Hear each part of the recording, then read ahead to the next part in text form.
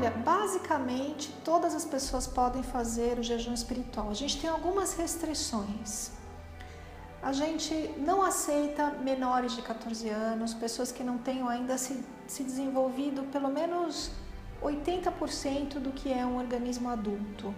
Então é importante que não esteja totalmente na fase de crescimento e desenvolvimento. Mulheres no primeiro trimestre de gestação, a gente não aceita também porque se trata de um período que pode ter algum risco, normalmente, segundo o Dr. Gabriel, não por causa do jejum, mas riscos pertinentes à própria gestação. E pessoas que estejam muito debilitadas por alguma questão de saúde, a gente não aceita. No entanto, se você tem uma questão de saúde, como diabetes, como artrite, até mesmo casos um pouco mais graves de saúde, se beneficiam do jejum.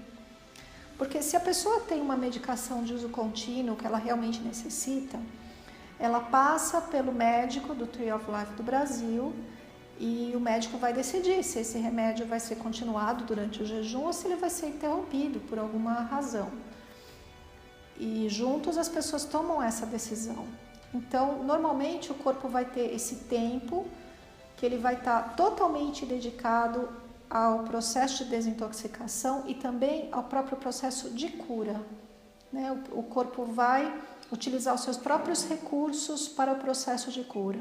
Então, a resposta é sim, basicamente qualquer pessoa pode participar do jejum espiritual e não tem absolutamente nenhum risco. Pessoas que não são vegetarianas, que têm uma alimentação contemporânea ou que se alimentam muito mal, que vivem um processo de intoxicação muito mais forte, essas pessoas também podem fazer o jejum? Sim, essas pessoas não apenas podem, como devem. O que pode acontecer é ela ter uma reação de desintoxicação um pouquinho mais agravada. E reações de desintoxicação são um pouco de dor de cabeça, um pouco de náusea, algum mal-estar, algum pouco cansaço, uma sensação de fadiga.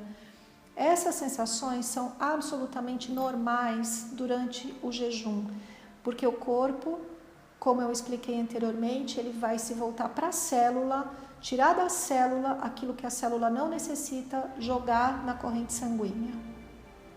Quando isso acontece, as toxinas na corrente sanguínea provocam um estado como se a pessoa tivesse comido alguma coisa estragada, porque a toxina está na corrente sanguínea. Esse processo passa rapidamente, porque todos os dias durante o jejum, as pessoas são orientadas a fazer um procedimento chamado procedimento de desintoxicação, de ajudar o seu organismo a jogar o lixo fora, literalmente.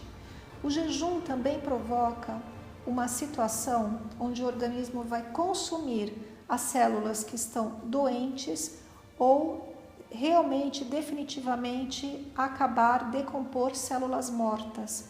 Por essa razão, pelo organismo decompor as próprias células que ele não necessita mais, porque elas estão velhas, porque elas estão doentes, porque elas podem ser substituídas por células novas, o organismo passa por um processo de rejuvenescimento.